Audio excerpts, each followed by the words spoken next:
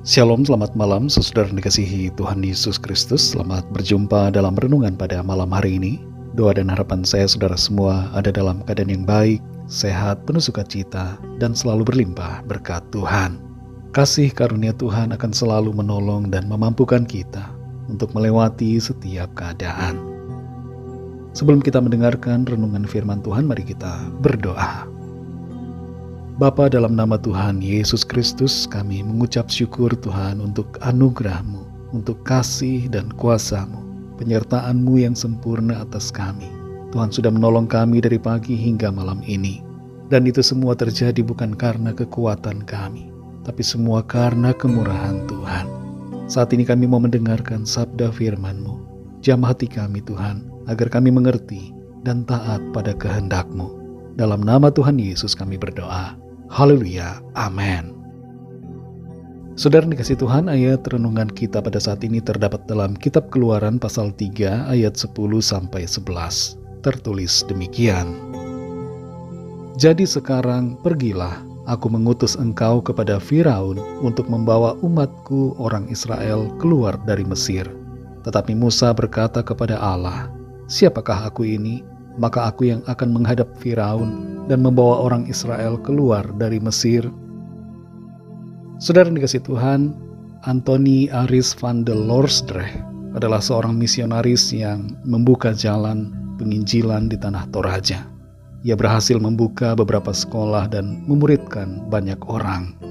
Di tahun pertamanya saja ada 900 murid yang belajar di sekolah sending yang ia dirikan.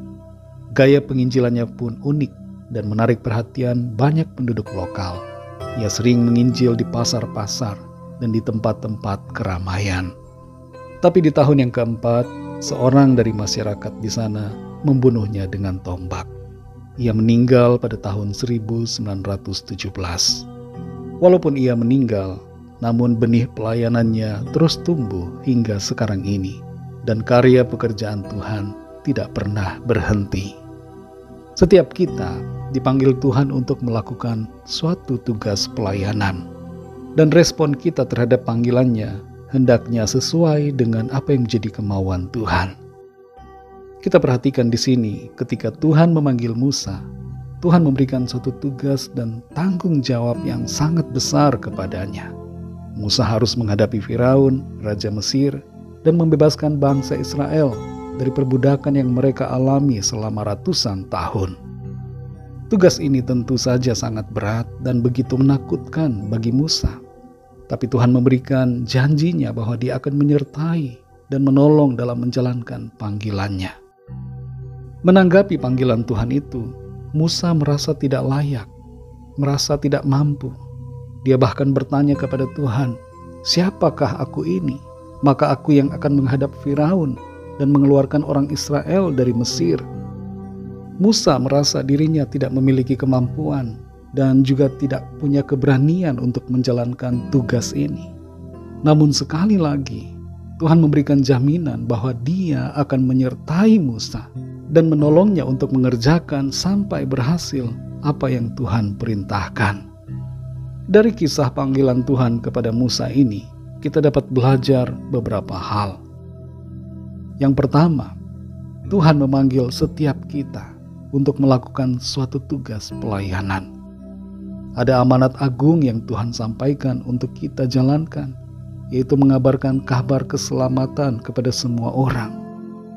Dan ada tugas-tugas lain secara khusus yang Tuhan percayakan sesuai talenta dan karunia kita masing-masing.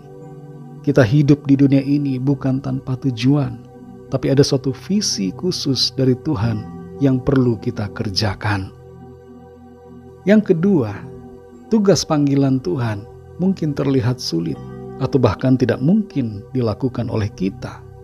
Tapi Tuhan selalu memberikan kemampuan dan kekuatan yang kita butuhkan. Kita hanya perlu mempercayai janji Tuhan dan taat melakukan tugas panggilan itu dengan penuh kesungguhan. Seringkali kita bersikap seperti Musa. Kita merasa tidak layak untuk melakukan apa yang Tuhan suruh. Kita merasa kita tidak punya kemampuan, tidak punya kapasitas, dan juga tidak punya keberanian untuk menghadapi berbagai tantangan yang akan muncul. Namun Tuhan tidak melihat pada kemampuan atau keberanian kita. Tuhan tidak melihat keahlian kita apa, tapi Dia hanya melihat hati kita. Apakah kita mau dan rela menerima panggilannya? Kita hanya perlu bersedia mempercayai janji Tuhan dan membiarkan Dia bekerja melalui kita. Saudara yang dikasihi Tuhan, mari kita renungkan apa yang menjadi panggilan Tuhan dalam hidup kita. Adakah kita merasa tidak mampu? Adakah kita merasa takut, tidak berani menghadapi berbagai tantangan? Ketidakmampuan kita bukanlah halangan bagi Tuhan untuk bekerja secara ajaib melalui kita. Kita mungkin merasa tidak layak, kita ragu terhadap diri kita sendiri, tetapi sadarilah bahwa Tuhan selalu akan memberikan kemampuan dan kekuatan yang kita perlukan. Kuasa Tuhan yang ajaib akan dinyatakan, kuasa pertolongannya akan kita alami, asalkan kita mau taat dan setia mengerjakan panggilannya dan mengizinkan Tuhan bekerja melalui kita. Mari kita kerjakan panggilan Tuhan dalam hidup kita, sekalipun ada tantangan yang begitu berat dan meskipun kita harus berkorban bagi Tuhan. Tidak ada yang lebih berharga daripada menuruti panggilannya. Mari kita berdoa. Bapa, dalam nama Tuhan Yesus Kristus, Tuhan yang selalu baik kepada kami, yang setia terhadap panggilan-Mu. Terima kasih, kami bersyukur untuk firman-Mu yang sudah kami dengar. Engkau yang memanggil kami akan memberikan kami kemampuan untuk melewati semuanya. Dan kuasa-Mu yang akan terus bekerja dalam hidup kami untuk memampukan kami mencapai dan menggenapi apa yang menjadi rencana-Mu bagi kami. Kami percaya Tuhan, bersama-Mu kami mampu. Segala perkara kami dapat tanggung di dalam Engkau yang memberikan kekuatan kepada kami. Ajar kami Tuhan untuk taat dan setia melakukan tugas panggilan-Mu. Sekalipun ada begitu banyak situasi tantangan, ancaman dan persoalan yang mungkin akan terjadi. Kuatkan kami selalu ya Tuhan, untuk berjalan dalam apa yang menjadi rencana-Mu bagi kami. Kami percaya itulah yang terbaik untuk kami kerjakan dalam kehidupan kami. Berkati kami Tuhan di sepanjang malam hari ini dalam istirahat kami. Lingkupi kami dengan kasih dan kuasa-Mu. Bangunkan kami kembali besok pagi dengan kekuatan baru untuk kami pakai memuliakan dan melayani Tuhan. Kami berdoa bagi yang sakit dan dalam pergumulan, agar kuasa Tuhan bekerja, tangan-Mu menjamah dan memulihkan, menyembuhkan dan memberikan kesehatan yang sempurna, dan jalan keluar yang ajaib Tuhan nyatakan bagi setiap kami. Ampunilah kami Tuhan akan dosa dan kesalahan kami, seperti kami juga mengampuni orang yang bersalah kepada kami. Segala puji hormat syukur bagi nama-Mu.